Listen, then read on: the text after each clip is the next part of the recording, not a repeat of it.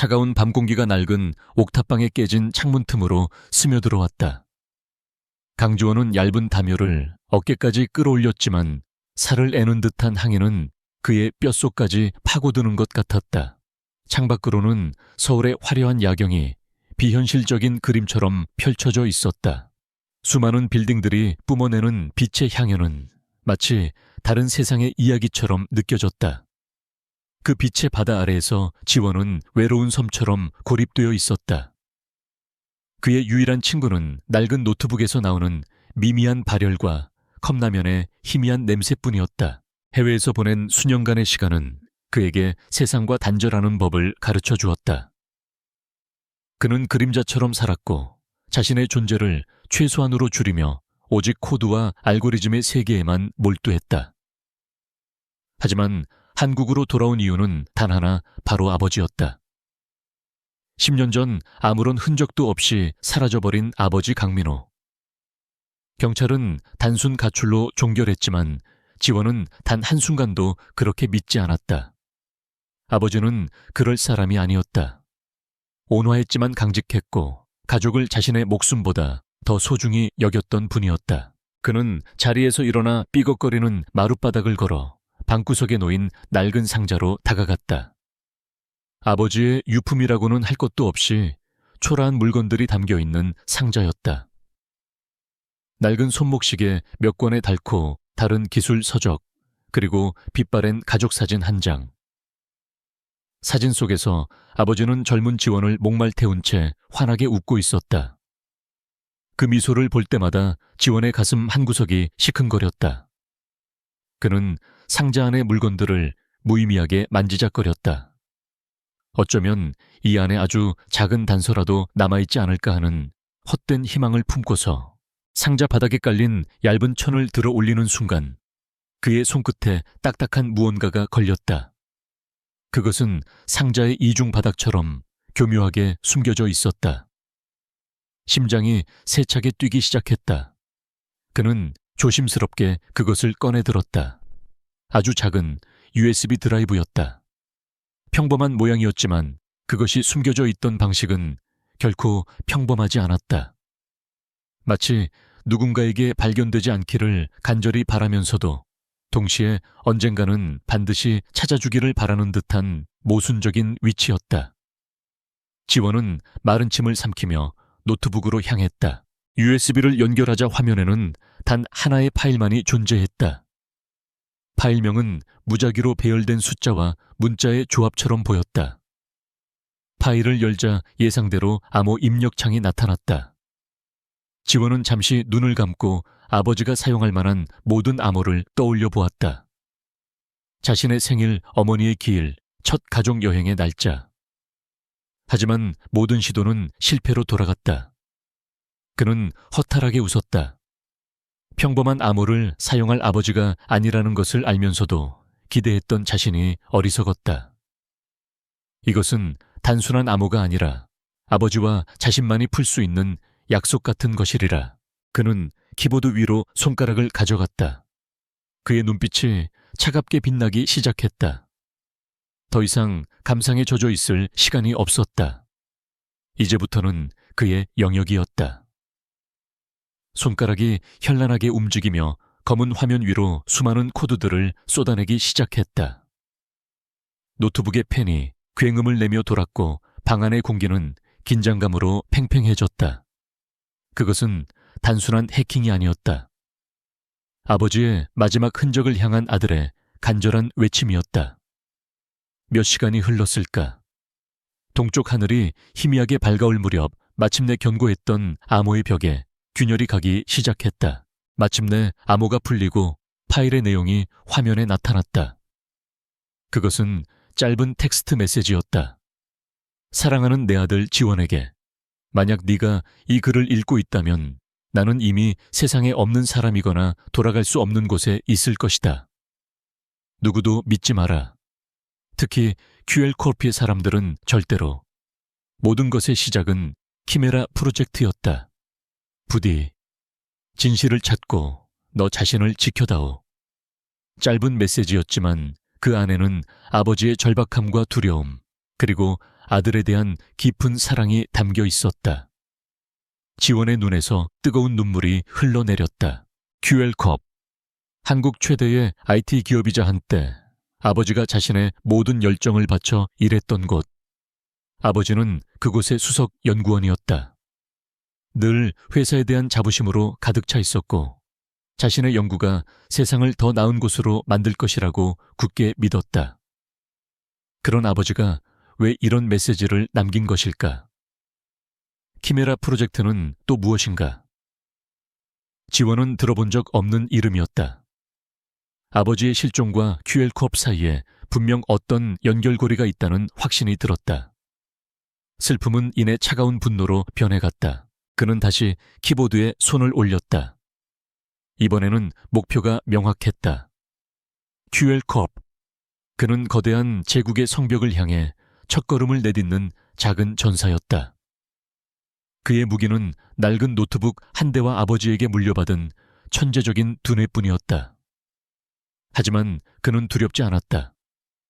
10년간 가슴속에 묻어두었던 질문에 대한 답을 찾을 수만 있다면 그 어떤 위험도 감수할 각오가 되어 있었다. 그는 먼저 QL콜피의 외부 네트워크를 샅샅이 훑기 시작했다. 거대한 성벽의 가장 약한 부분을 찾기 위해서였다. 보안 시스템은 예상대로 철옹성 같았다. 수십 겹의 방화벽과 침입 탐지 시스템이 24시간 내내 네트워크를 감시하고 있었다. 어설픈 공격은 시도하는 즉시 흔적을 남기고 추적당할 것이 뻔했다. 지원은 섣불리 움직이지 않았다. 그는 굶주린 늑대처럼 먹잇감의 주변을 맴돌며 약점을 탐색했다. 몇 시간의 탐색 끝에 그는 아주 사소한 허점을 발견했다. 그것은 최근에 리뉴얼된 홍보용 웹사이트의 테스트 서버에 남아있는 개발자용 백도어였다. 관리자의 부주의로 인해 삭제되지 않은 아주 작은 틈이었다. 지원은 미소를 지었다. 아무리 높은 성벽이라도 작은 개미구멍 하나로 무너질 수 있는 법이다. 그는 자신의 흔적을 완벽하게 지우기 위해 여러 개의 가상 프록시 서버를 경유하는 복잡한 우회 경로를 설정했다. 그의 디지털 발자국은 전 세계 수십 개의 국가를 거치며 뒤섞여 그 누구도 그의 실제 위치를 추적할 수 없게 만들었다. 모든 준비를 마친 그는 조심스럽게 그 작은 틈으로 자신의 코드를 밀어 넣었다. 마치 실처럼 가느다란 디지털 촉수가 거대한 성벽의 틈새를 파고드는 순간이었다. 내부 네트워크에 진입하는데 성공한 순간 그는 숨을 죽였다. 마치 적진 깊숙이 홀로 잠입한 스파이가 된 기분이었다.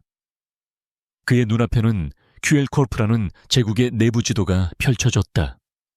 수많은 데이터 서버와 내부망 그리고 직원들의 통신 기록이 거미줄처럼 얽혀 있었다. 그는 아직 깊이 들어갈 생각이 없었다. 이번 침투의 목적은 정찰이었다. 아버지가 남긴 유일한 단서 키메라 프로젝트와 아버지의 흔적을 찾는 것이 최우선이었다. 그는 검색창에 아버지의 이름 강민호를 입력했다. 수많은 검색 결과가 나타났지만 대부분은 인사 기록이나 급여 명세서 같은 평범한 정보들이었다. 하지만 지원은 포기하지 않고 집요하게 파고들었다. 그는 삭제된 파일이나 접근 기록이 차단된 아카이브 서버에 집중했다. 그리고 마침내 오래된 백업 서버 깊숙한 곳에서 의미 있는 흔적을 발견했다. 그것은 10년 전 아버지가 실종되기 직전까지 참여했던 프로젝트의 목록이었다. 대부분의 프로젝트는 공개된 내용이었지만 유독 하나의 프로젝트만 모든 정보가 삭제되고 접근 권한이 최고 등급으로 잠겨 있었다. 프로젝트명은 프로젝트 C, 키메라 치메라 2, 이니셜일 가능성이 높았다. 심장이 다시 거세게 뛰기 시작했다. 그는 프로젝트 C의 관련 기록을 추적하기 시작했다. 관련된 모든 연구원의 명단 보고서, 이메일 기록은 깨끗하게 삭제되어 있었다. 마치 처음부터 존재하지 않았던 프로젝트처럼 모든 흔적이 지워져 있었다. 하지만 완벽한 범죄는 없는 법이다. 지원은 시스템 로그 파일의 가장 깊은 곳, 보통은 누구도 들여다보지 않는 곳에서 아주 작은 조각을 찾아냈다. 그것은 강민호 연구원의 아이디로 프로젝트 C 관련 데이터 서버에 마지막으로 접속했던 기록이었다. 날짜는 아버지가 실종되기 바로 전날 밤이었다. 모든 퍼즐 조각이 하나씩 맞춰지기 시작했다. 아버지는 프로젝트 C, 즉 키메라 프로젝트를 통해 무언가 끔찍한 비밀을 알게 되었고 그것을 세상에 알리려 하다가 QL 코르프에 의해 제거당한 것이다. 지원은 주먹을 불끈 쥐었다. 손톱이 손바닥을 파고드는 아픔도 느껴지지 않았다. 그의 머릿속에는 오직 복수심과 진실을 밝혀야 한다는 사명감만이 가득 찼다. 그는 조용히 QL 코르프의 네트워크에서 빠져나왔다. 자신이 들어왔던 흔적을 깨끗하게 지우는 것도 잊지 않았다. 첫 번째 정찰은 성공적이었다. 적의 심장부에 꽂을 비수의 존재를 확인했다. 창밖은 어느새 완전히 밝아와 있었다. 밤새 차갑게 식었던 컵라면이 책상 위에서 처량하게 놓여 있었다. 하지만 지원은 더 이상 배고픔도 추위도 느끼지 못했다.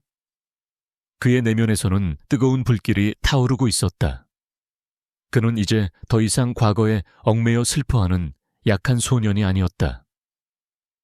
아버지의 진실을 찾기 위해 거대한 악과 맞서 싸우는 전사였다. 그는 자리에서 일어나 창가로 다가갔다. 아침 햇살을 받고 있는 서울의 마천루들이 마치 그가 무너뜨려야 할 거대한 성체처럼 보였다. 그는 다짐했다. 아버지의 명예를 되찾고 그의 죽음에 얽힌 추악한 진실을 온 세상에 드러내겠다고. QL 코르프라는 거대한 제국을 자신의 손으로 심판하겠다고. 그는 이제 혼자가 아니었다. 아버지의 마지막 메시지가 그의 마음속에서 등대처럼 빛나고 있었다. 길고 외로운 싸움이 될 것이다. 하지만 그는 물러서지 않을 것이다. 가난한 천재 소년의 방역이 이제 막 시작되려 하고 있었다. 그의 눈빛은 서울의 그 어떤 불빛보다도 더 차갑고 날카롭게 빛나고 있었다. QL타워의 최상층 회장실은 마치 세상의 꼭대기에 떠있는 섬과 같았다. 바닥부터 천장까지 이어진 통유리창 너머로 서울의 정형이 장난감 모형처럼 펼쳐져 있었다. 미니멀리즘을 표방한 실내는 최고급 자재들로만 꾸며져 있었고 그 중심에는 거대한 흑요석 책상이 위압적인 존재감을 뿜어내고 있었다. 퀀텀 리브 코퍼레이션 QL 코르프의 회장 최태준은 그 책상 뒤에 앉아 도시 전체를 자신의 발 아래 둔 신처럼 군림하고 있었다. 그의 시선은 복잡한 분기별 실적 보고서에 고정되어 있었지만 그의 정신은 이미 그 숫자들을 넘어 더 큰 그림을 그리고 있었다. 그의 완벽한 통제와 정적을 깨고 조심스러운 노크 소리가 들렸다. 최태준은 미간을 살짝 찌푸렸지만 시선은 서류에서 떼지 않은 채 낮고 차가운 목소리로 말했다. 들어와. 문이 열리고 사이버 보안팀장인 김영수 부장이 뻣뻣하게 굳은 자세로 들어왔다. 그의 임에는 식은땀이 송골송골 맺혀져 있었고 손에 든 태블릿 PC를 거의 부서질 것처럼 꽉 쥐고 있었다. 그는 최태준의 심기를 거스르는 것이 얼마나 위험한 일인지 누구보다 잘 알고 있었다. 최태준은 한참 동안이나 김 부장을 세워둔 채 서류 검토를 계속했다. 그것은 그의 오랜 습관이었다. 상대방의 인내심을 시험하고 자신의 시간이 얼마나 귀한 것인지를 각인시키는 그만의 방식이었다. 마침내 그가 고개를 들었을 때 그의 눈빛에는 어떤 감정도 담겨 있지 않았다. 용건이 뭔가. 내 시간을 낭비할 만큼 중요한 일이었으면 좋겠군. 김 부장은 마른 침을 삼키며 조심스럽게 입을 열었다. 회장님, 어젯밤 외부 네트워크에 경미한 침입 시도가 있었습니다. 그 말을 듣는 순간 최태준의 입가에 경멸적인 미소가 희미하게 스쳐 지나갔다. 경미한 침입이라고 부엌에 쥐새끼 한 마리가 들어왔다는 보고를 하러 여기까지 온 건가? 그의 목소리에는 노골적인 조롱이 담겨 있었다. 김 부장은 더욱 몸을 낮추며 다급하게 설명했다. 단순한 시도는 아니었습니다. 침입자는 매우 지능적인 방식으로 저희의 1차 방화벽을 우회했습니다. 하지만 다행히 홍보용 웹사이트의 낡은 테스트 서버에 접근했을 뿐 핵심 데이터에는 전혀 접근하지 못했습니다. 최태준은 흥미를 잃었다는 듯 다시 서류로 시선을 돌렸다. 그에게 QL코피의 보안 시스템은 세계 최고 수준이라는 절대적인 믿음이 있었다. 일개 해커 따위가 감히 넘볼 수 있는 영역이 아니었다. 그래서 그 쥐새끼가 훔쳐간 건 뭐지? 내년도 마케팅 슬로건이라도 훔쳐갔나? 김 부장은 고개를 저었다. 아무것도 훔쳐가지 않았습니다. 그저 내부를 잠시 들여다본 흔적만 남아 있습니다. 흔적 또한 완벽하게 지워져서 역추적은 불가능했습니다. 그제야 최태준은 펜을 내려놓았다. 그의 눈빛이 잠시 날카로워졌지만 그것은 위기감 때문이 아니었다. 귀찮음 때문이었다. 경쟁사 놈들의 짓이겠지. 우리 신제품 정보라도 빼내려다 실패한 모양이군. 한심한 놈들. 김 부장, 그런 사소한 일로 나를 귀찮게 하지 말게. 알아서 처리하고 다시는 이런 일이 없도록 해. 나에게는 이런 좀도둑 따위를 신경 쓸 시간이 없어. 그의 목소리는 더 이상의 질문을 허용하지 않는 최종 판결과도 같았다. 김 부장은 알겠습니다, 회장님, 이라고 대답하며 땀으로 축축한 등을 돌려 회장실을 빠져나왔다. 최태준은 다시 보고서로 눈을 돌렸다. 그의 머릿속에서 경미한 침입이라는 사건은 이미 지워진 지 오래였다. 그가 다스리는 거대한 제국에서 그런 작은 소음은 일상적인 해프닝에 불과했다. 그는 자신의 성벽이 얼마나 견고한지, 그리고 그 성벽을 지키는 자신이 얼마나 위대한 존재인지를 의심하지 않았다. 하지만 그 오만함이 바로 그의 제국을 무너뜨릴 가장 큰 균열이 될 것이라는 사실을 그는 까맣게 모르고 있었다. 제국의 심장부에서는 이미 작은 메아리가 울리기 시작하고 있었다. 한편 서울의 반대편 초라한 옥탑방에서 강지원은 자신이 일으킨 작은 파장을 전혀 축하하지 않고 있었다. 그는 성공적인 침투에 기뻐하는 대신 QL코퍼의 내부 네트워크 구조를 분석하며 그 거대함에 압도당하고 있었다. 그가 뚫고 들어간 곳은 거대한 성의 외벽에 난 작은 개구멍에 불과했다. 그 안쪽에는 수십 수백 겹의 보안 장치와 감시 시스템이 거미줄처럼 얽혀 있었다. 마치 살아있는 유기체처럼 시스템은 스스로를 방어하고 치유하고 있었다. 그는 노트북 화면에 자신이 그려낸 네트워크 지도를 띄워놓고 막연히 바라보았다. QL코피의 네트워크는 단순히 한 회사의 전산망이 아니었다. 그것은 정부기관, 금융권, 언론사, 심지어 해외의 비밀스러운 연구소와도 연결되어 있었다. 거대한 문어의 촉수처럼 그들의 영향력은 사회의 모든 핵심 분야에 깊숙이 뿌리내리고 있었다. 그는 이제야 깨달았다. 자신이 상대하려는 것이 단순한 기업이 아니라 국가 위에 군림하는 거대한 권력 그 자체라는 것을. 그 순간 아버지가 왜 그렇게 허무하게 사라져야 했는지에 대한 의문이 풀렸다. 이런 거대한 존재 앞에서 한 개인의 목숨은 얼마나 하찮은 것인가. 진실을 밝히려 했던 아버지는 거대한 톱니바퀴에 끼어 가루가 되어버린 작은 부품에 불과했을지도 모른다. 절망감이 그의 온몸을 덮쳐왔다. 하지만 그 절망은 오래가지 않았다. 그것은 곧 차가운 분노로 그리고 강철 같은 결의로 바뀌었다. 그는 더 이상 두렵지 않았다. 오히려 적이 강대하다는 사실이 그의 투지를 더욱 불태웠다. 그는 이제 단순히 아버지의 복수를 위해 싸우는 것이 아니었다. 이 거대하고 부패한 시스템에 의해 희생된 아버지와 같은 수많은 약자들을 위해 싸워야 한다는 사명감을 느꼈다. 그의 개인적인 복수심은 이제 더 큰 정의를 향한 투쟁으로 승화되고 있었다. 그는 화면 속 네트워크 지도 최태준이 이룩한 거짓된 왕국을 노려보았다. 이게 당신의 왕국인가, 최태준. 거짓과 비밀 위에 세워진 모래성이군. 내가 당신의 기계 속 유령이 되어주지. 당신이 결코 지울 수 없는 메아리가 되어주겠다. 그의 내면에서 조용한 선전포고가 울려 퍼졌다. 같은 시각 QL타워의 사이버 보안 통제실은 전쟁터를 방불케 했다. 수십 명의 최고 전문가들이 지원이 이용했던 취약점을 보완하고 그의 흔적을 찾기 위해 사투를 벌이고 있었다. 그들은 지원이 남긴 희미한 유령 신호를 발견했지만 신호는 몇 번의 도약을 마지막으로 흔적도 없이 사라진 후였다. 그들은 자신들의 모든 기술과 장비를 동원했지만 결국 침입자의 정체를 밝혀내는데 실패했다.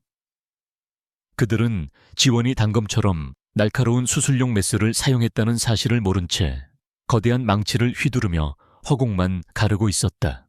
김영수 부장은 팀원들을 다그쳐 보고서를 작성하게 했다. 보고서의 내용은 명료했다. 미상의 외부 세력에 의한 침입 시도 있었으나 신속한 대응으로 위협을 무력화하고 보안 시스템을 강화함. 피해 없음. 이 보고서는 결제 라인을 타고 올라가 최태준의 책상 위가 아닌 두꺼운 파일 캐비닛 속으로 사라졌다. QL코프라는 거대한 조직은 그렇게 스스로에게 면죄부를 주었다.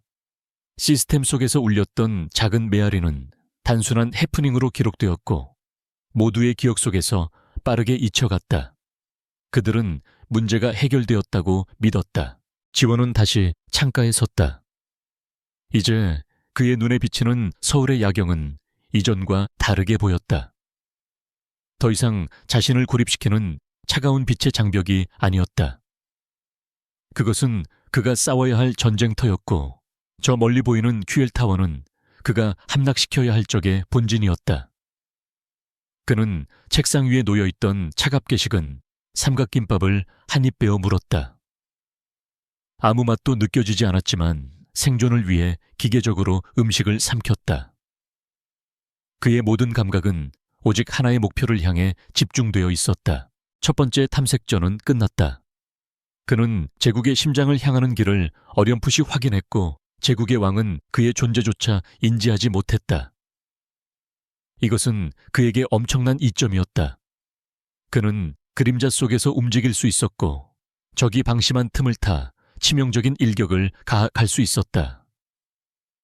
조용한 옥탑방에서 가난한 천재 소녀는 거대한 제국을 무너뜨리기 위한 다음 계획을 구상하기 시작했다. 진짜 폭풍은 아직 시작되지도 않았다. 제국은 자신들을 향해 다가오는 작은 그림자의 존재를 눈치채지 못한 채 평온한 밤을 보내고 있었다. 강주원은 더 이상 정면 돌파를 시도하지 않았다. 첫 번째 침투를 통해 그는 자신이 상대해야 할 적이 얼마나 거대하고 견고한지를 뼈저리게 깨달았다. 성벽을 부수려고 망치를 휘두르는 것은 어리석은 짓이었다.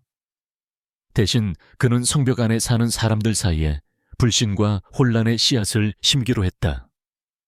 그는 강도가 아니라 유령이 되어야 했다. 눈에 보이지 않지만 분명히 존재하며 제국의 심장부를 서서히 병들게 하는 악몽 같은 존재가. 그의 새로운 전략은 심리전이었다. 그는 치밀하게 계획을 세우기 시작했다. 먼저 QL코프의 보안팀을 엉뚱한 곳으로 유도해야 했다. 그는 알려진 북한 해킹 그룹이 사용하는 코드의 일부를 교묘하게 변형하여 중요도가 낮은 자회사 서버에 심어두었다. 그것은 미끼였다. 아니나 다를까 QL 보안팀은 그 흔적을 발견하고 모든 자원을 총동원하여 가상의 북한 해커를 추적하기 시작했다. 그들이 헛된 추격전을 벌이는 동안 지원은 훨씬 더 깊숙한 곳으로 조용히 스며들 수 있었다. 그는 내부 직원들의 시스템 로그 파일을 미세하게 조작하여 마치 내부 소행에 의한 정보 유출 시도가 있는 것처럼 꾸몄다. 그의 다음 단계는 재정 시스템에 아주 작은 파문을 일으키는 것이었다. 주식시장을 뒤흔들거나 회계감사를 촉발할 정도의 큰 규모가 아니었다. 그는 특정 부서의 법인카드 사용 내역 몇 개를 살짝 수정했다. 몇십만 원에 불과한 작은 액수였지만 영수증과 전산 기록 사이의 불일치는 결국 내부 감사팀의 눈에 띌 수밖에 없었다. 그의 목적은 돈이 아니었다. 그는 의심이라는 바이러스를 퍼뜨리고 싶었다. 누가 이런 짓을 했는가? 왜 사소한 불일치는 직원들 사이에 서로를 감시하고 의심하게 만드는 촉매제가 될 것이었다. 그의 계획의 마지막 조각은 외부에서의 압력이었다. 내부의 혼란만으로는 부족했다.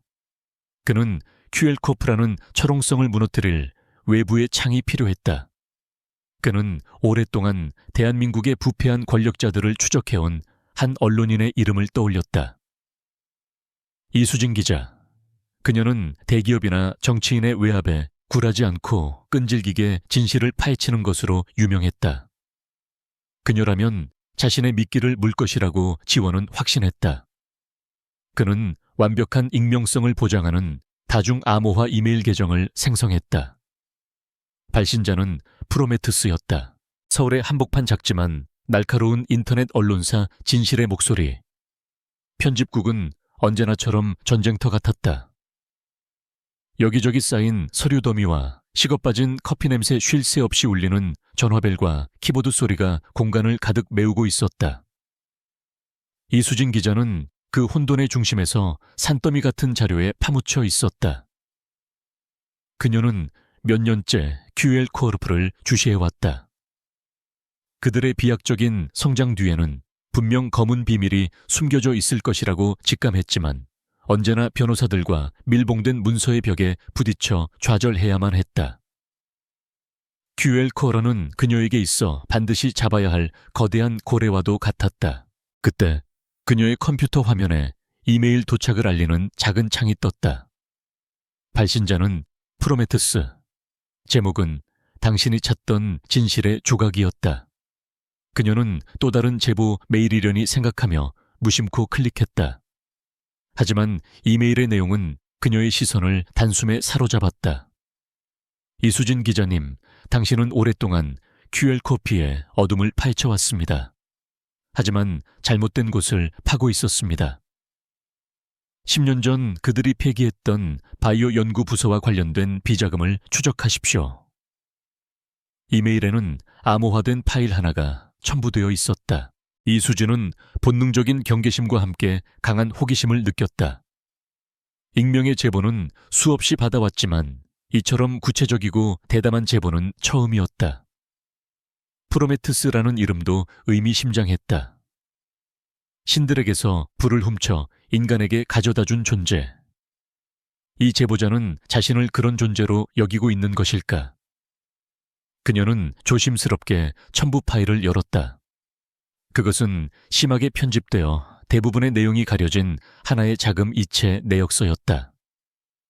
하지만 수신처로 보이는 곳에 시팔미라는 희미한 이름과 거액의 자금이 찍혀 있었다. 그녀의 심장이 뛰기 시작했다. 10년 전 바이오 연구 부서. 그녀는 자신의 데이터베이스를 뒤지기 시작했다. 몇 시간의 검색 끝에 그녀는 QL코프가 10년 전 수익성 악화를 이유로 바이오 자회사 하나를 갑작스럽게 청산했다는 짧은 기사를 찾아냈다. 그리고 그 시기를 전후로 몇몇 핵심 연구원들이 갑작스럽게 퇴사하거나 장기 휴직에 들어갔다는 사실도 발견했다. 대부분은 개인적인 사유로 처리되어 있었다. 그녀는 그 명단에서 익숙한 이름을 발견했다. 강민호. 한때 촉망받는 천재 연구원이었으나 어느 날 갑자기 업계에서 자취를 감춘 인물이었다. 이수진은 아직 아무것도 확신할 수 없었다. 하지만 그녀의 오랜 기자 생활이 보내는 감각이 이것이 거대한 사건의 시작임을 알리고 있었다. 익명의 제보 사라진 자회사 거액의 자금, 그리고 실종된 연구원. 흩어져 있던 퍼즐 조각들이 하나의 그림을 향해 희미하게 연결되기 시작했다. 그녀는 책상에 앉아 강민호라는 이름을 뚫어지게 쳐다보았다. 그녀의 눈빛은 진실을 향한 굶주림으로 이글거리고 있었다. 그녀는 이 미끼를 물기로 결심했다. 그 시각 QL콥 내부에서는 지원이 계획했던 혼란이 정확하게 일어나고 있었다. 사이버 보안팀은 가상의 북한 해커들의 흔적을 쫓느라 연일 밤을 새우고 있었고 그들의 보고서는 최태준 회장을 안심시키기에 충분했다. 한편 내부 감사팀은 재무팀에서 발견된 사소한 회계 불일치 문제로 골머리를 앓고 있었다. 액수는 미미했지만 원인을 찾을 수 없다는 사실이 그들을 불안하게 만들었다. 직원들은 서로를 의심의 눈초리로 바라보기 시작했고 보이지 않는 긴장감이 회사 전체에 퍼져나갔다. 최태준 회장은 이러한 내부의 잡음들을 보고받았다. 그는 여전히 이 모든 일들이 서로 연결되어 있다는 사실을 까맣게 몰랐다. 그는 그저 자신의 부하들이 무능하고 나태해졌다고 생각했다. 그는 긴급 임원회의를 소집하여 불같이 화를 냈다. 우리 회사에 기강이 해이해졌군. 사소한 회계 실수나 처리 못하고 외부의 좀도둑 하나 막지 못해서야 되겠나. 당장 모든 것을 제자리로 돌려놓도록 해. 다시 한번 이런 일로 나를 귀찮게 하는 일은 없어야 할 거야. 그의 호통의 임원들은 고개를 숙일 뿐이었다. 최태준은 자신의 카리스마와 권위로 모든 문제를 해결할 수 있다고 믿었다. 지원은 자신의 작은 옥탑방에서 이 모든 상황을 실시간으로 감시하고 있었다. 그는 QL 보안팀이 엉뚱한 곳에서 헤매는 모습, 내부 감사팀이 작성한 보고서, 심지어 이수진 기자가 10년 전 QL 코어프 관련 기사들을 검색하는 로그 기록까지 모두 손바닥처럼 들여다보고 있었다. 그의 입가에 차가운 미소가 번졌다. 그는 거대한 호수에 낚싯대를 던졌고 2마리의 다른 물고기가 그의 미끼에 관심을 보이기 시작했다.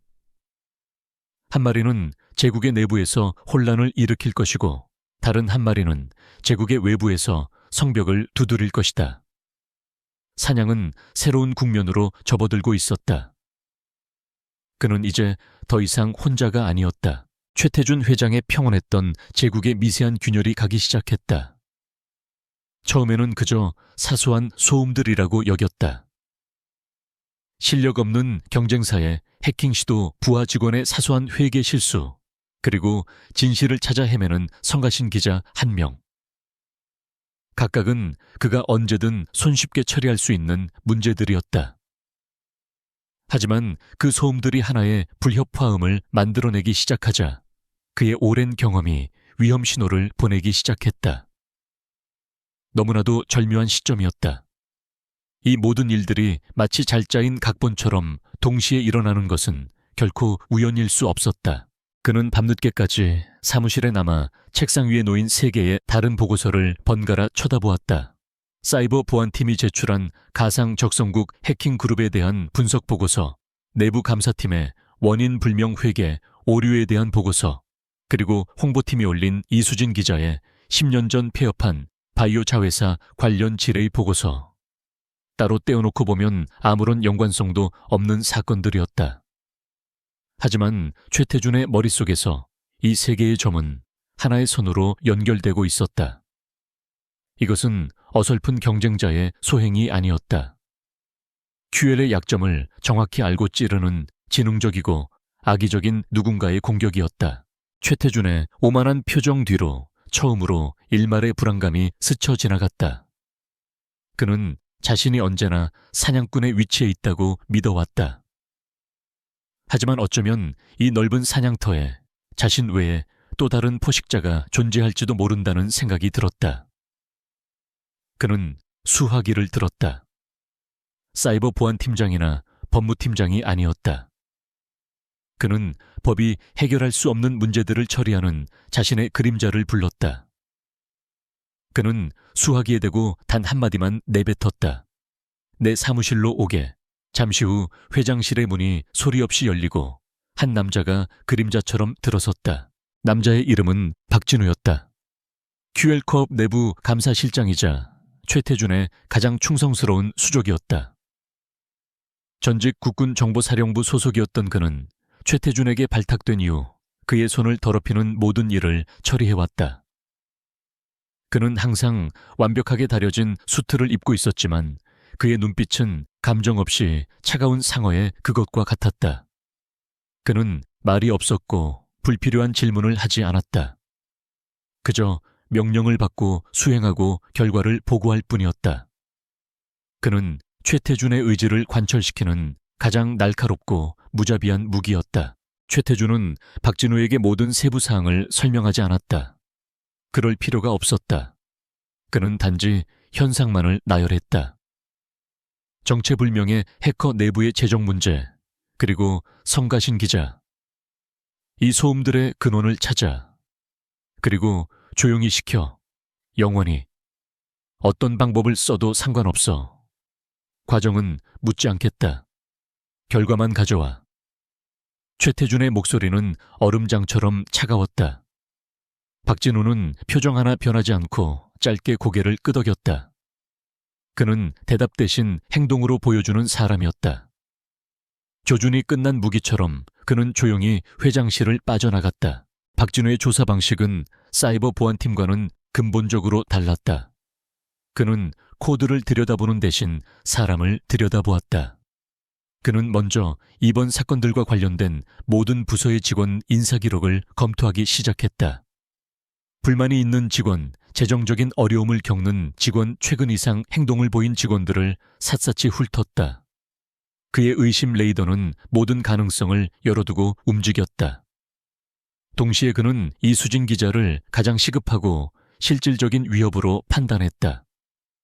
디지털 유령은 잡기 어렵지만 기자는 얼굴과 집 사무실이 있는 명확한 표적이었기 때문이다. 그는 즉시 자신의 팀원들을 풀어 이수진 기자에 대한 24시간 밀착 감시를 지시했다.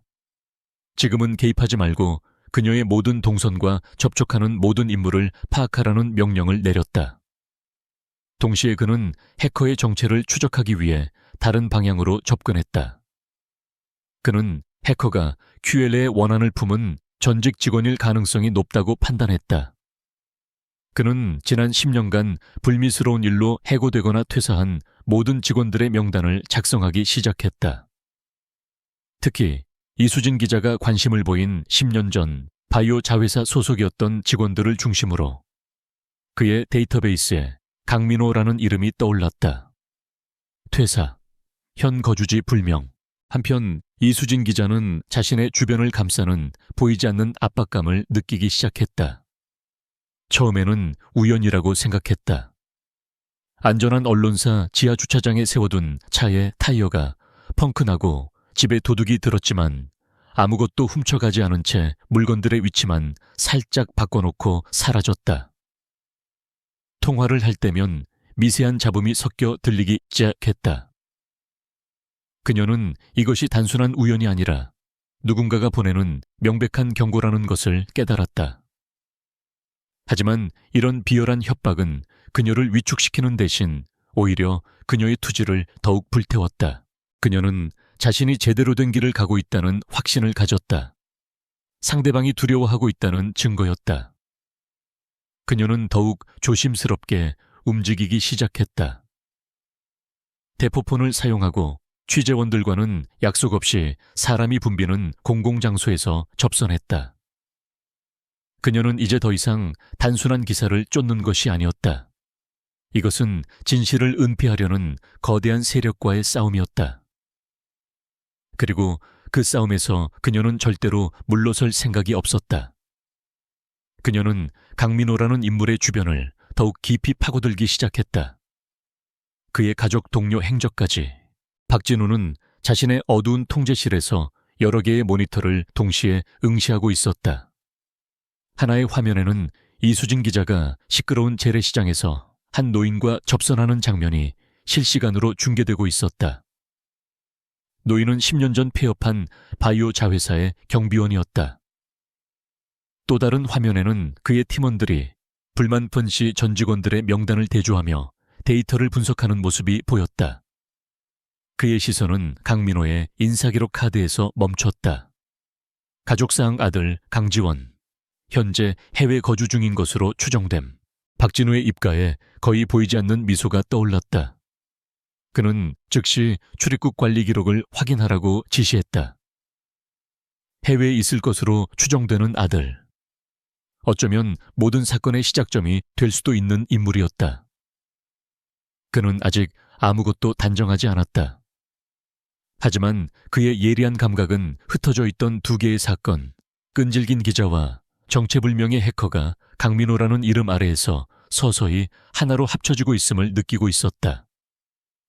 박진우라는 그림자가 길게 드리워지기 시작했고 강지원을 향한 실질적인 위협이 마침내 수면 위로 떠오르고 있었다.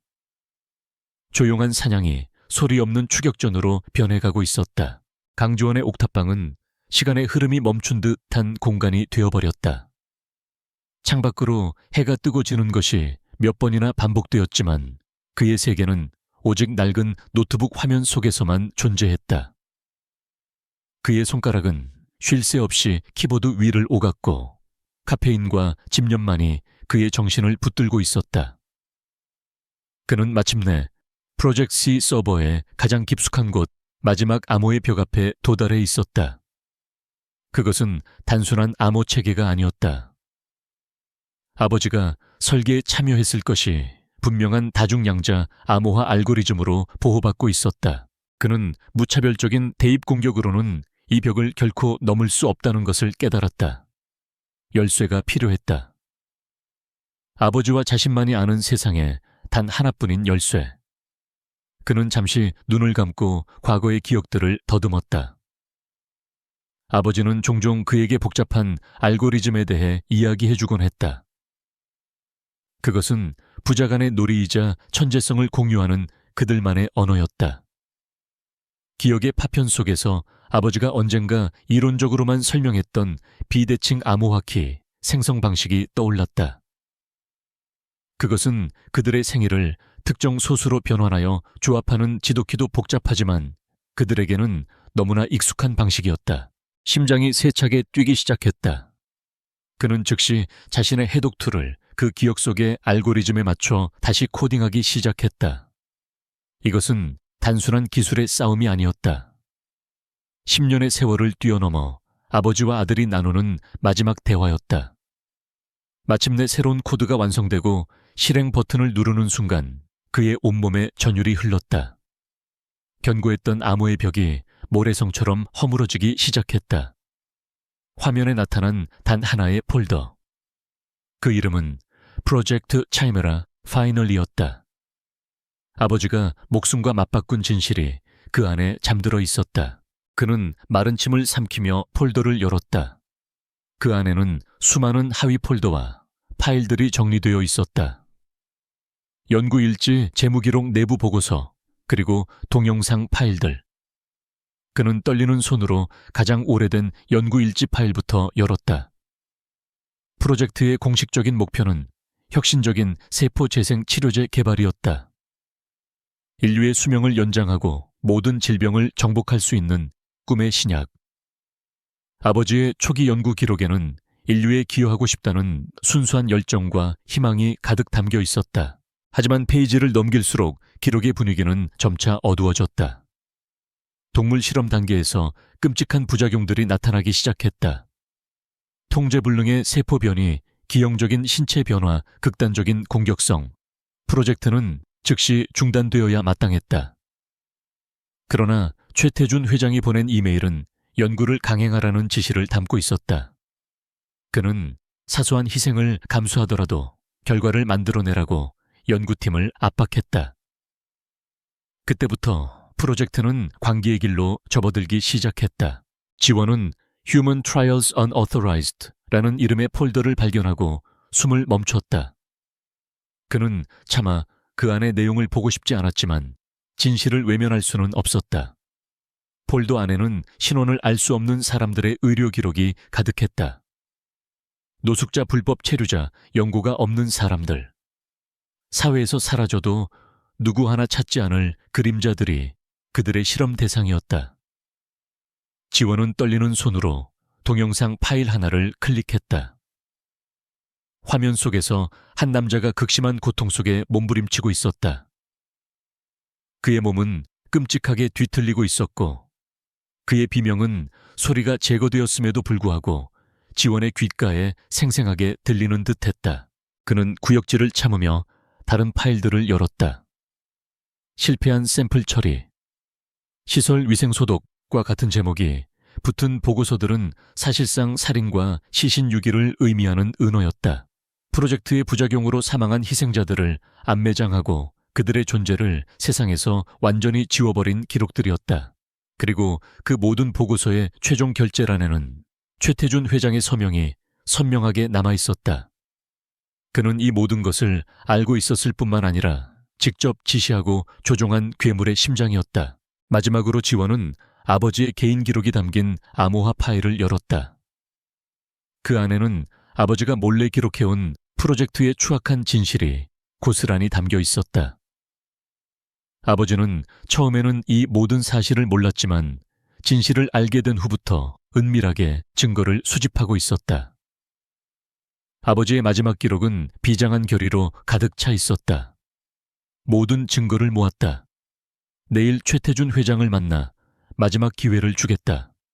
스스로 모든 것을 중단하고 자수하라고. 만약 그가 거부한다면 나는 이 모든 것을 세상에 폭로할 것이다. 더 이상 이 괴물 같은 범죄의 일부가 될 수는 없다. 그 글이 작성된 날짜는 아버지가 실종되기 바로 전날이었다. 모든 것이 명확해졌다. 아버지는 살해당한 것이었다. 진실을 밝히려다 거대한 악의 손에 희생된 것이었다. 지원의 눈에서 뜨거운 눈물이 쏟아져 내렸다. 온화하고 이상주의자였던 아버지의 모습 위로 괴물과 맞서 싸우다 쓰러져간 영웅의 모습이 겹쳐졌다. 슬픔은 순식간에 차가운 분노로 바뀌었다. 이것은 더 이상 개인적인 복수가 아니었다. 아버지와 이름 모를 희생자들의 원한을 갚고 인간의 존엄성을 짓밟은 괴물들을 심판해야 하는 성전이었다. 바로 그 순간 박진우 실장의 사무실에서는 강지원에 대한 보고가 올라오고 있었다. 강지원 3주 전 인천공항을 통해 입국한 사실이 확인됐습니다. 관광비자이며 현재 거주지는 불명입니다. 박진우의 눈이 번뜩였다. 해외에 숨어있는 유령이 아니라 서울 어딘가에 숨어있는 실존 인물이었다. 그는 입국 심사대에서 찍힌 지원의 사진을 화면에 띄웠다. 앳되어 보이지만 그 눈빛은 나이에 맞지 않게 깊고 차가웠다. 서울 시내의 모든 저가 주택가와 PC방을 샅샅이 뒤져 이 얼굴을 찾아내 컴퓨터를 잘 다루는 젊은 놈이다. 작은 흔적이라도 놓치지 마. 박진우의 명령과 함께 보이지 않는 그물망이 서울 전역에 펼쳐지기 시작했다. 옥탑방의 지원호는 자신의 목을 향해 조여오는 추격의 손길을 아직 알지 못했다. 그는 키메라 프로젝트의 모든 데이터를 여러 개의 암호화된 외장 하드에 복사하고 있었다. 그때 그의 등 뒤로 섬뜩한 한기가 스쳐 지나갔다. 그는 창밖을 내다보았다. 평소와 다를 바 없는 서울의 밤 풍경이었지만 무언가 달라져 있었다. 도시의 소음이 갑자기 멀게 느껴지고 누군가 자신을 지켜보고 있다는 강렬한 예감이 그의 온 신경을 곤두서게 했다. 디지털 세상에서의 전쟁이 현실 세계의 추격전으로 번지려 하고 있었다. 마지막 파일의 복사가 완료되었다. 지원은 손에 든 외장 하드를 내려다보았다. 희생자들의 원혼과 아버지의 마지막 의지가 담긴 그것은 청음망은처럼 무겁게 느껴졌다. 그는 모니터의 검은 화면에 비친 자신의 얼굴을 보았다. 그곳에는 더 이상 아버지를 그리워하며 슬퍼하던 소년의 모습은 없었다. 차가운 분노와 강철 같은 결의에 찬 사냥꾼의 얼굴이 있었다. 괴물의 정체는 드러났다. 이제 남은 것은 심판뿐이었다.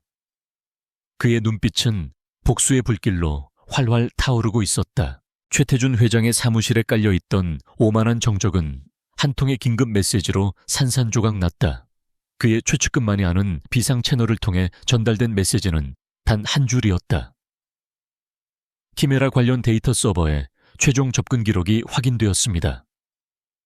그 순간 최태준의 얼굴에서 모든 핏기가 사라졌다. 그의 냉정하고 계산적인 가면이 벗겨지고 그 아래에 숨겨져 있던 원초적인 두려움과 야수 같은 분노가 드러났다. 이것은 더 이상 사소한 정보 유출이 아니었다. 자신의 심장을 겨눈 암살자의 비수였다. 그는 거대한 흑요석 책상을 주먹으로 내리쳤다. 묵직한 충격에도 책상은 미동도 없었지만 그 위에 놓인 값비싼 펜이 바닥으로 떨어져 날카로운 소리를 냈다. 그는 즉시 박진우 실장에게 전화를 걸었다. 그의 목소리는 분노로 가늘게 떨리고 있었다. 키메라 파일이 뚫렸다. 놈이 모든 것을 본 모양이야. 더 이상 망설일 시간은 없어. 부수적인 피해는 신경 쓰지 마라. 이 도시 전체를 뒤집어서라도 그 유령을 찾아내. 그리고 존재 자체를 지워버려. 당장 모든 제약이 풀리는 순간이었다. 박진우 실장은 전화기 너머로 전해지는 회장의 광기 어린 명령을 들으면서도 눈 하나 깜빡하지 않았다. 그의 표정은 여전히 무감각했지만 그의 눈빛은 이전보다 훨씬 더 차갑고 날카로워졌다. 그는 이제 모든 수단과 방법을 동원할 수 있는 정원 위임을 받았다. 이것은 더 이상 단순한 조사가 아니었다. 도시 전체를 무대로 한 대규모 인간 사냥이었다. 그는 즉시 자신의 모든 정보망과 현장 요원들을 가동했다. QL코르피의 어두운 힘이 마침내 그림자 속에서 깨어나 움직이기 시작했다. 서울의 저렴한 주택가와 낡은 골목길은 순식간에 보이지 않는 사냥터로 변했다. 평범한 행인이나 동네 건달처럼 보이는 박진우의 부하들이 강지원의 사진을 들고 탐문 수사를 시작했다. 그들은 부동산 중개업자, 편의점 아르바이트생 PC방 사장들에게 접근하여 조용하고 컴퓨터를 오래 사용하며 항상 현금만 쓰는 젊은 남자를 본 적이 없는지 묻고 다녔다. 거대한 그물망이 도시의 가장 낮은 곳부터 촘촘하게 조여오고 있었다. 강지원은 그 그물망이 조여오기 직전 본능적으로 위험을 감지했다. 지난밤 느꼈던 섬뜩한 예감은 단순한 기분 탓이 아니었다. 그는 자신의 은신처가 더 이상 안전하지 않다는 것을 깨달았다. 그는 망설이지 않았다. 노트북 암호화된 외장 하드 대포폰 등 생존에 필요한 최소한의 장비만을 배낭에 챙겼다. 그리고 방 안에 남아있을지 모를 자신의 모든 지문과 디지털 흔적을 완벽하게 지웠다. 그는 이제 한 곳에 머물 수 없었다. 그는 도시를 떠도는 디지털 유목민이 되어야만 했다. 그는 낡은 여관과 값싼 모텔을 전전하며 추적을 피했다. 공공 와이파이를 해킹하여 사용하고 CCTV의 사각지대만을 골라 움직였다. 며칠 후 그는 한낮에도 어두컴컴한 대형 PC방 구석자리에 앉아 QL코피의 내부 서버에서 데이터를 빼내고 있었다. 그때 건장한 남자 2명이 PC방으로 들어와 주인에게 그의 사진을 보여주는 것이 눈에 들어왔다. 심장이 철렁 내려앉았지만 그는 얼굴에 어떤 동요도 드러내지 않았다. 모자를 더 깊이 눌러 쓴 채 그는 침착하게 데이터 전송을 마무리하고 시스템 로그를 삭제했다.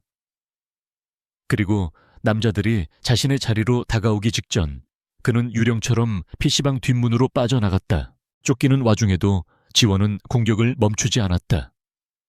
자신의 위치를 노출시킬 수 있는 직접적인 해킹은 피했지만 그의 심리전은 더욱 교묘하고 대담해졌다. 그는 키메라 프로젝트와 관련된 QL코피의 이사들에게 익명의 암호화된 이메일을 보내기 시작했다. 이메일의 내용은 단 한 줄이었다. 키메라 파일에서 발췌한 그들만이 알아볼 수 있는 비밀스러운 문장이었다. 샘플 70321 처리 결과는 만족스러웠습니까? 와 같은 섬뜩한 질문들이었다. 이메일은 QL코피의 최고위층에 엄청난 혼란을 불러일으켰다. 오랫동안 묻어두었던 그들의 추악한 비밀을 알고 있는 누군가가 있다는 사실에 이사들은 공황 상태에 빠졌다. 그들은 서로를 의심하고 비난하기 시작했다. 누가 정보를 유출했는가? 우리 중에 배신자가 있는 것인가? 최태준 회장의 공포와 강압적인 충성심 위에 세워졌던 제국은 내부에서부터 균열이 가고 붕괴하기 시작했다. 지원은 적들이 스스로 무너지도록 유도하고 있었다. 한편 이수진 기자는 자신을 향한 위협에도 굴하지 않고 끈질기게 진실의 조각을 맞춰 나가고 있었다. 그녀는 과거 QL 바이오 자회사의 경비원이었던 노인에게서 결정적인 증언을 확보했다. 그는 강민호 박사가 실종되기 직전 박진우 실장과 외모가 매우 흡사한 남자와 격렬하게 다투는 것을 목격했다고 했다. 이수진은 자신의 인맥을 총동원하여 그 남자의 신원을 파악했다. 박진우, 베일에 쌓인 QL코르프 내부 감사실장이자 최태준의 그림자. 그녀는 박진우의 신상 정보를 파헤치려 했지만 그의 기록 대부분은 군사 기밀이라는 이유로 잠겨 있었다. 그 사실은 오히려 그녀의 의심을 확신으로 바꿔주었다. 자신을 위협하는 존재가 단순한 기업의 해결사가 아니라 국가급의 훈련을 받은 무자비한 전문가 집단이라는 것을 깨달았다. 위험의 수위가 상상 이상으로 높아졌지만 그녀는 오히려 더 독하게 마음먹었다. 이제 그녀는 두려움의 대상에게 박진우라는 얼굴을 부여할 수 있게 되었다. 그날 밤 지원은 도시 외곽에 버려진 창고에 새로운 은신처를 마련했다. 며칠간의 도피 생활로 그는 지칠 대로 지쳐 있었다. 굶주림과 수면 부족, 그리고 끊임없이 등 뒤를 노리는 시선에 대한 긴장감으로 그의 신경은 날카롭게 곤두서 있었다. 하지만 그는 배낭에서 노트북을 꺼내 부칭했다. 복수는 아직 끝나지 않았다. 그때 그의 대포폰에 뉴스 알림 하나가 떴다. 이수진 기자가 작성한 작은 온라인 기사였다. QL코르프의 그림자 10년 전 사라진 연구원들에게 무슨 일이 있었나? 기사에는 아직 키메라 프로젝트에 대한 직접적인 언급은 없었다. 하지만 그것은 거대한 제국을 향해 대중이 쏘아올린 첫 번째 질문이었다. 지원은 그 기사를 읽으며 자신도 모르게 옅은 미소를 지었다. 그는 더 이상 이 싸움에서 완전히 혼자는 아니었다. 도시 전체가 그를 쫓는 사냥터가 되었지만 동시에 저항의 불씨도 타오르기 시작하고 있었다. 추격전은 이제 막 본격적으로 시작되었고 방역의 서막 또한 열리고 있었다. 강지원의 은신처인 버려진 창고 안에는 차가운 정적만이 감돌았다. 그는 이수진 기자가 쓴 기사를 몇 번이고 다시 읽었다. 그녀의 글에는 진실을 향한 열망과 거대 권력에 맞서는 용기가 담겨 있었지만 동시에 결정적인 증거가 없어 아슬아슬하게 선을 넘지 못하는 조심스러움도 엿보였다. 그녀는 용감한 전사였지만 무기가 없었다. 그리고 그 무기적의 심장을 꿰뚫을 수 있는 유일한 비수는 바로 자신이 가지고 있었다. 그는 아버지의 유언을 떠올렸다. 누구도 믿지 마라. 하지만 그는 이 외로운 싸움을 혼자서 끝낼 수 없다는 것을 깨닫고 있었다. 그는 유령이었다. 시스템을 흔들고 내부를 교란할 수는 있었지만 현실 세계에 목소리를 낼 수는 없었다. 그의 진실은 그가 직접 세상에 전할 수 없는 외침이었다. 그에게는 스피커가 필요했다. 이수진 기자는 그의 목소리가 되어줄 수 있는 유일한 사람이었다. 물론 위험한 도박이었다. 만약 그녀가 자신을 배신하거나 QL코르프의 회유에 넘어간다면 모든 것은 끝이었다. 하지만 그는 기사 너머로 비치는 그녀의 집요함과 정의감을 믿어보기로 했다. 그는 새로운 보안 채널을 통해 그녀에게 메시지를 보냈다. 내가 프로메테우스요. 당신이 필요한 모든 증거를 가지고 있어. 보도를 하고 살아남고 싶다면 혼자 나오시오. 메시지를 받은 이수진의 심장은 세차게 뛰기 시작했다. 두려움과 함께 짜릿한 흥분이 온몸을 감쌌다.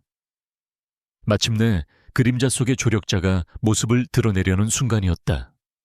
이것은 QL코르프가 파놓은 함정일 수도 있었다. 그녀는 동료 기자에게 만일의 사태에 대비한 계획을 알려주고 정해진 시간에 연락이 없으면 즉시 경찰에 신고하라고 신신당부했다. 약속 장소는 퇴근 시간에 복잡한 지하철역이었다. 수많은 익명의 얼굴들이 스쳐 지나가는 혼돈의 공간. 비밀 접선에는 최적의 장소였다. 그녀가 약속 장소에 도착하자 주머니 속에 대포폰이 짧게 진동했다. 4번 승강장 마지막 칸에 탑승하시오. 그녀는 지시에 따라 열차에 몸을 실었다.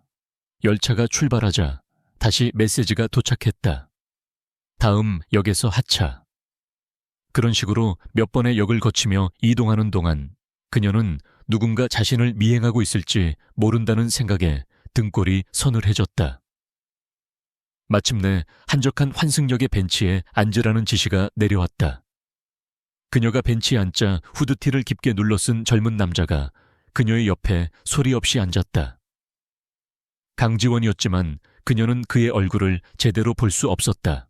지원은 그녀를 쳐다보지 않은 채 낮은 목소리로 말했다. 당신을 믿어도 되겠소. 이수진은 긴장으로 마른 입술을 적시며 대답했다. 나는 진실을 믿소. 짧은 대화였지만 그들은 서로의 눈빛 너머에 있는 진심을 읽었다. 지원은 품에서 소형 태블릿 PC를 꺼내 그녀에게 영상 하나를 보여주었다. 키메라 프로젝트의 끔찍한 실험 장면이 담긴 짧은 클립이었다. 충격적인 영상에 이수진은 숨을 삼켰다. 내가 증거를 제공하겠소. 당신은 목소리가 되어주시오. 함께 그들을 불태워버리는 겁니다. 이수진은 굳은 표정으로 고개를 끄덕였다. 유령과 목소리의 연대는 그렇게 조용히 그러나 강철처럼 단단하게 맺어졌다. 그들이 비밀리에 접선하고 있을 때 박진우의 팀은 마침내 의미 있는 단서를 찾아냈다. 그들은 지원이 이틀 전 사용했던 낡은 모텔의 공공 와이파이에서 발생한 대규모 데이터 트래픽을 역추적해냈다. 이미 시간이 흘렀지만 그의 물리적인 동선을 파악할 수 있는 첫 번째 실마리였다. 박진우는 즉시 기동대를 투입하여 모텔을 급습하라고 명령했다.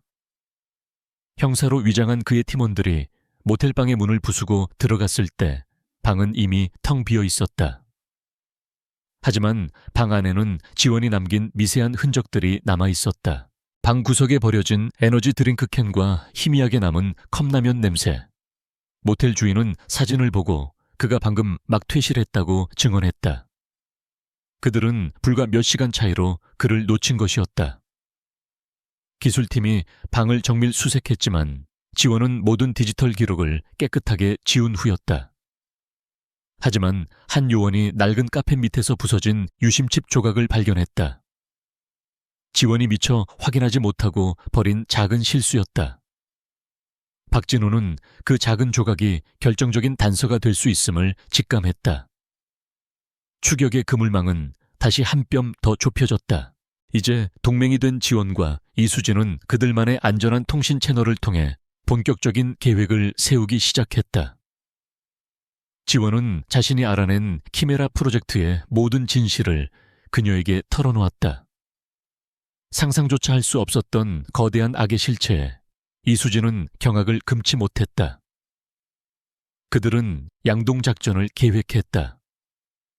지원은 모든 증거를 담은 데이터 폭탄을 만들어 전 세계 주요 언론사와 사법기관에 동시에 전송할 준비를 하고 이수진은 그 데이터가 공개되는 순간에 맞춰 긴급 기자회견을 열고 신뢰할 수 있는 검찰 내부 조력자들을 움직이기로 했다. 모든 것이 완벽하게 맞아떨어져야 했다. 최태준과 그의 하수인들이 증거를 인멸하거나 해외로 도피할 시간을 단 1초도 주어서는 안 됐다. 그것은 거대한 제국을 향한 동시다발적인 총공격 계획이었다. 지원은 다시 어두운 은신처로 돌아와 코딩을 시작했다. 그의 손가락은 키보드 위에서 춤을 추듯 움직이며 제국을 파괴할 디지털 무기를 만들어냈다. 이수진은 자신의 사무실에서 밤을 새워가며 QR 코피에 부패 사슬을 정리하고 기자회견의 판을 짜기 시작했다. 그들의 싸움은 이제 각자의 공간에서 그러나 하나의 목표를 향해 치열하게 전개되고 있었다. 한 명은 어둠 속에서 칼을 갈고 다른 한 명은 빛의 세계에서 무대를 준비하고 있었다. 그날 밤늦게 이수진의 보안폰에 프로메테스로부터 짧은 메시지가 도착했다. 폭탄은 48시간 후에 준비된다. 무대를 준비해달라. 모든 것을 끝낼 마지막 결전의 시간이 빠르게 다가오고 있었다. 서울의 밤은 폭풍 전야처럼 고요했다. 48시간. 강지원과 이수진에게 남은 시간이었다. 제국의 심장을 멈추게 할 결정적인 공격을 준비하기 위한 폭풍 전야의 고요한 시간.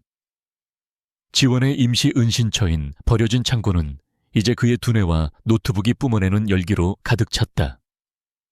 그는 잠자는 것도 먹는 것도 잊은 채 오직 코드의 세계에만 몰두했다.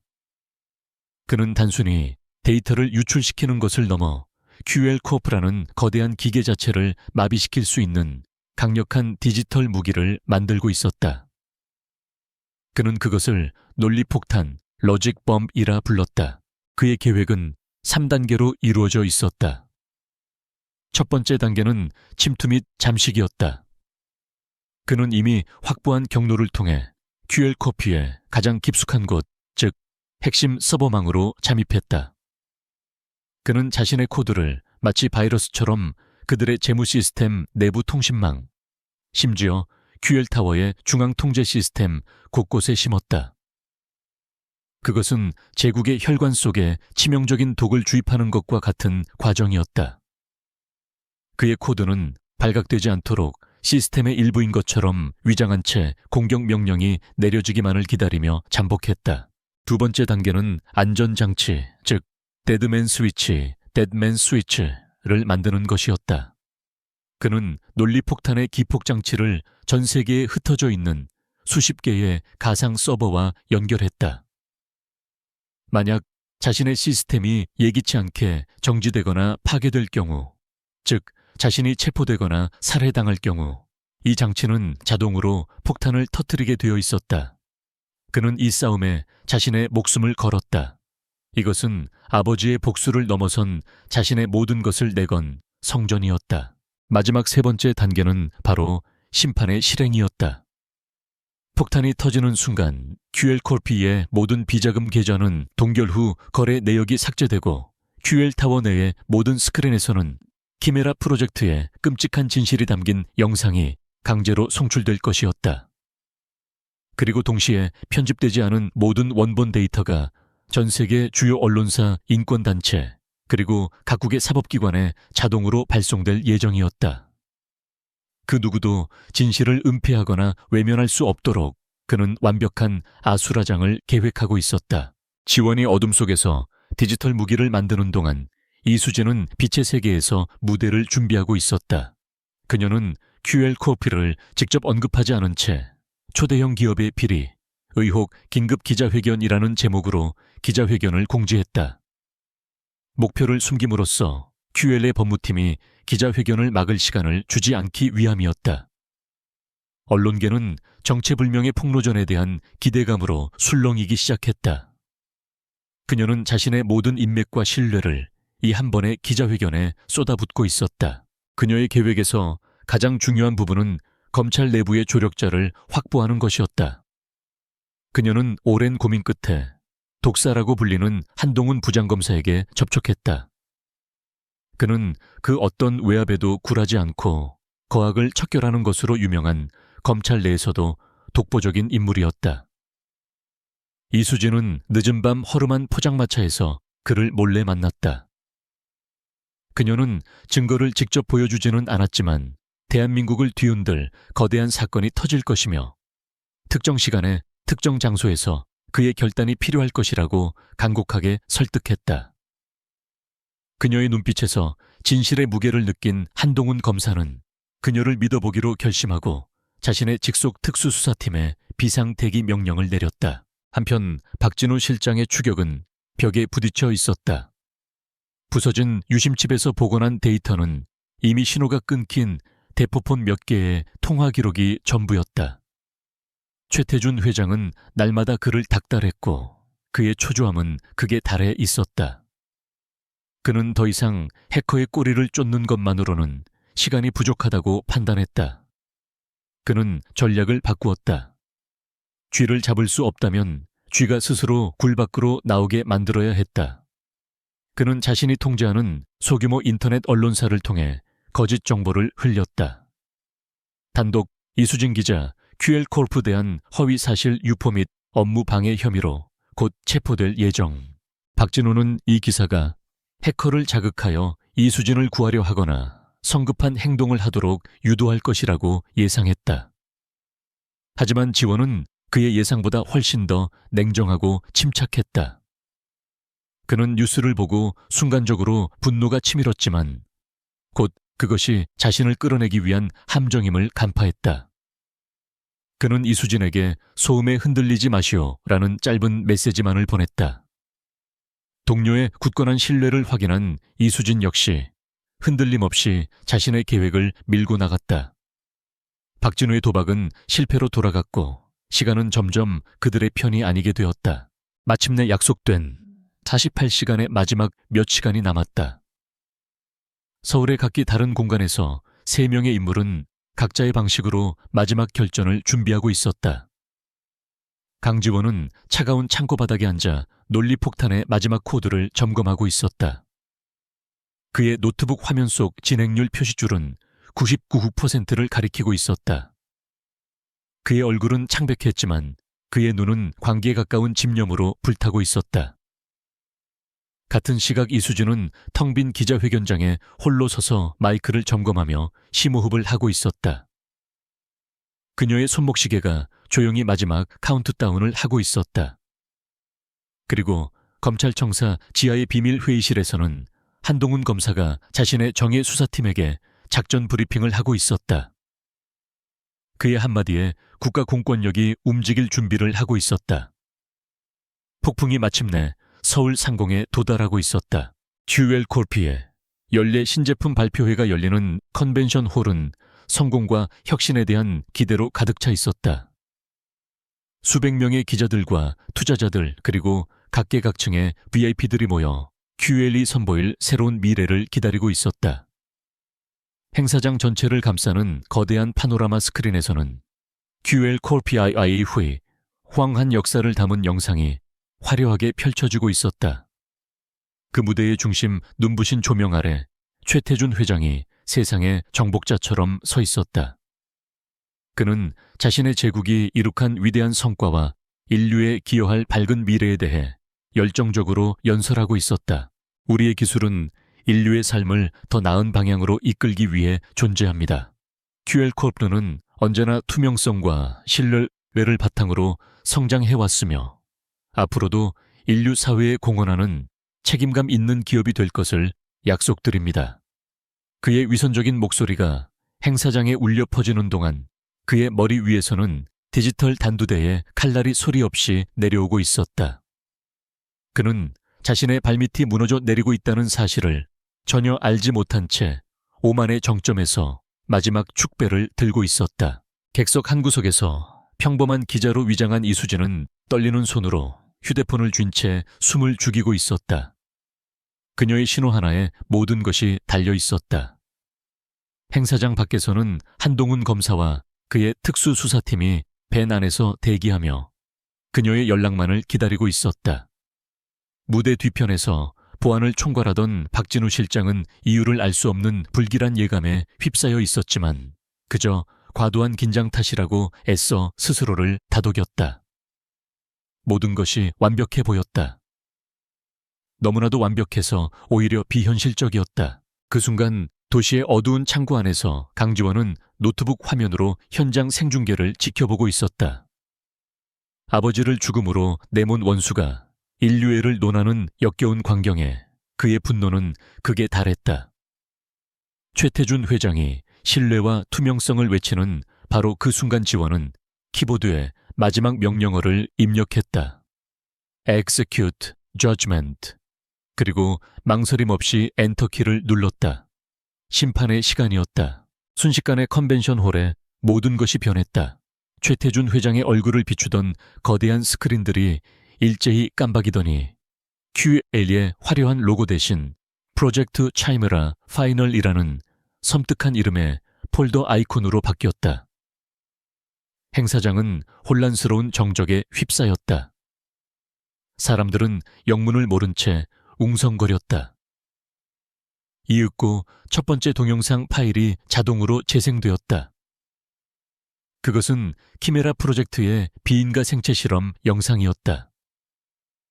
끔찍하게 변이된 실험체와 비인간적인 실험 과정이 적나라하게 드러나자 객석에서는 비명과 경악의 탄성이 터져나왔다. 최태준은 연단 위에서 석상처럼 굳어버렸다. 그의 얼굴은 새하얗게 질려 있었다. 기술팀이 시스템을 통제하려 했지만 지원의 논리폭탄은 이미 QL타워의 모든 시스템을 장악한 후였다. 그들의 통제권은 박탈당했고 속수무책으로 자신들의 범죄가 폭로되는 것을 지켜볼 수밖에 없었다. 영상이 끝나자 희생자들의 명단 은폐를 위한 자금 세탁 기록, 그리고 최태준이 직접 결제한 내부 보고서들이 쉴 새 없이 화면을 채웠다. 제국의 화려했던 가면이 벗겨지고 그 아래에 숨겨져 있던 추악한 민낯이 온 세상에 드러나는 순간이었다. 혼돈이 극에 달했을 때 모든 화면이 검게 변하며 마지막 파일이 재생되었다. 그것은 강민호 박사가 실종 직전에 몰래 녹음했던 음성 파일이었다. 선명한 음질의 자막과 함께 10년 전 최태준의 목소리가 컨벤션 홀 전체에 악마의 속삭임처럼 울려 퍼졌다. 강민호는 너무 많은 것을 알고 있어. 걸림돌이야. 조용히 흔적도 없이 사라지게 만들어.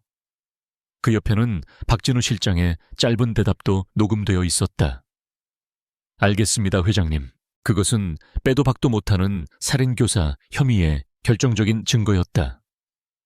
기자들은 미친 듯이 카메라 플래시를 터뜨렸고 그들의 카메라는 이 모든 상황을 전 세계로 실시간 송출하고 있었다. 동시에 지원의 데이터 폭탄이 전 세계 언론사와 사법기관의 서버에 꽂혔다. 인터넷은 순식간에 QL코피의 충격적인 진실로 마비되었다. 바로 그 순간 이수진은 한동훈 검색에 약속된 신호를 보냈다. 컨벤션 홀의 모든 문이 동시에 열리며 압수수색 영장을 든 한동훈 검사와 특수수사팀이 들이닥쳤다. 최태준 살인교사 횡령 및 약사법 위반 혐의로 당신을 체포합니다 한 검사의 우렁찬 목소리가 행사장을 장악했다. 완전히 무너진 최태준은 도망치려 발버둥 쳤지만 건장한 수사관들에게 즉시 제압당했다. 제국의 황제는 한순간에 초라한 범죄자로 전락했다. 녹취 파일에 함께 등장한 박진우 역시 격렬하게 저항하다가 진압팀에게 제압당했다.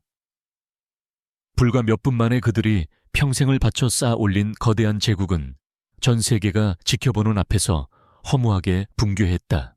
강지원은 수갑이 채워져 끌려나가는 최태준의 모습을 노트북 화면으로 끝까지 지켜보았다. 그리고 조용히 노트북을 닫았다. 그의 뺨 위로 뜨거운 눈물 한 줄기가 흘러내렸다. 키메라 프로젝트의 진실을 마주한 이후 처음으로 흘리는 눈물이었다. 그것은 슬픔과 분노, 그리고 기나긴 싸움 끝에 찾아온 탈진의 눈물이었지만 동시에 아버지의 원한을 갚았다는 안도의 눈물이기도 했다.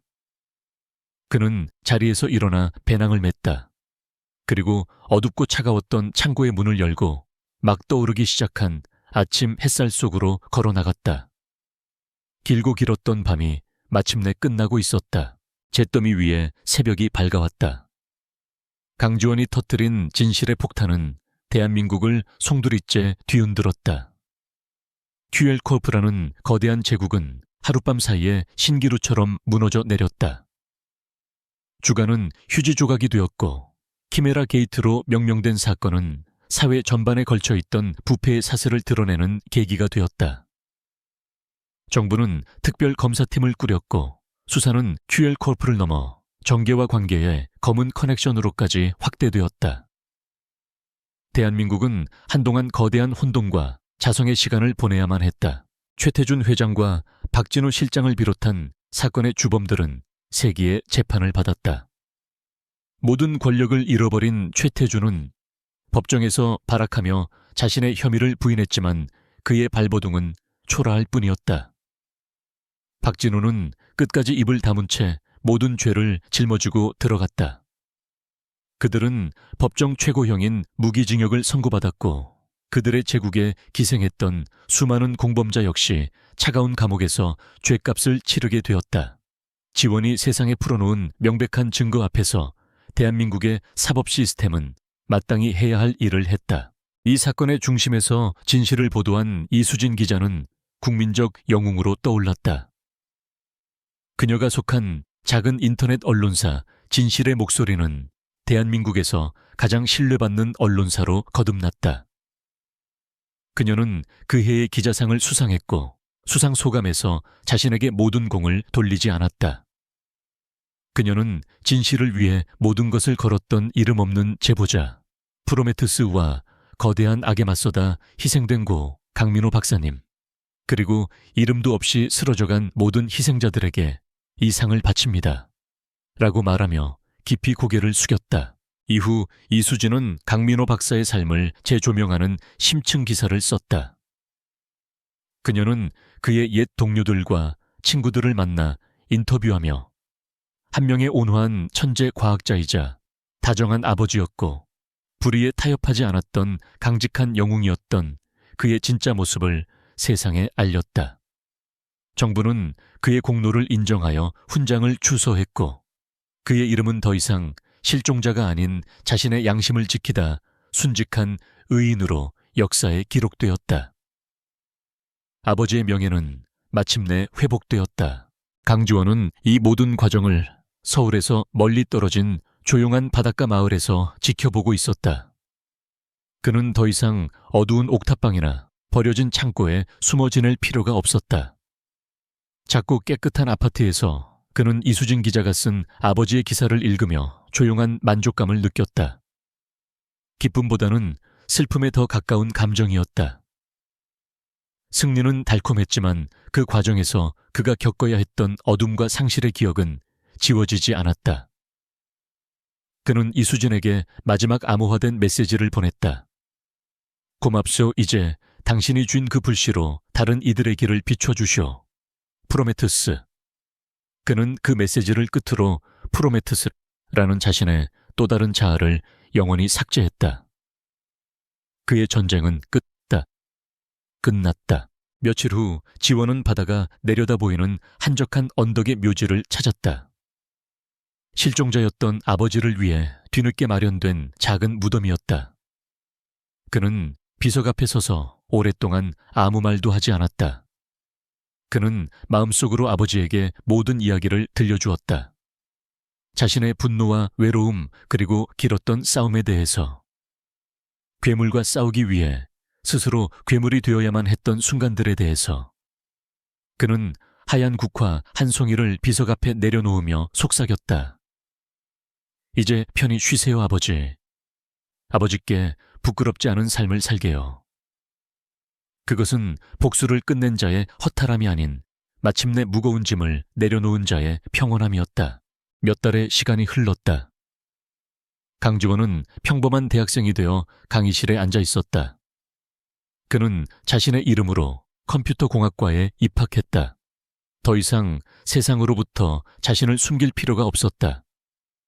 그의 미래는 아직 정해지지 않았지만 그것은 온전히 그 자신의 것이었다. 그는 더 이상 아버지의 복수심에 얽매인 소년이 아니었다. 그때 그에게 발신인 불명의 작은 소포 하나가 도착했다. 소포 안에는 이수진 기자가 쓴 책 한 권이 들어있었다. 제목은 키메라 괴물과 싸운 남자.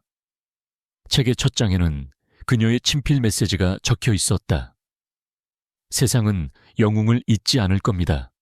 그리고 나는 유령을 잊지 않겠습니다. 잘 지내요. 지원은 창밖에 푸른 하늘을 바라보았다. 그는 마침내 아버지를 찾았다. 육신이 아닌 그의 마지막 염원이었던 정의를 바로 숨으로써 아버지를 만난 것이었다.